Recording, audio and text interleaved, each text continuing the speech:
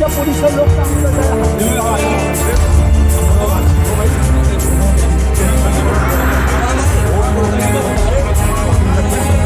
এটা কার ব্যাংকের এই যে কার্ডটা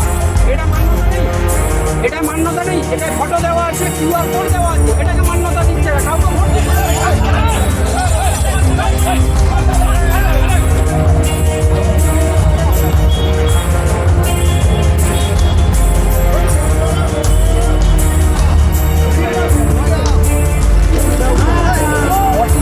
আমরা বিপুলভাবে জয়লাভ করেছি।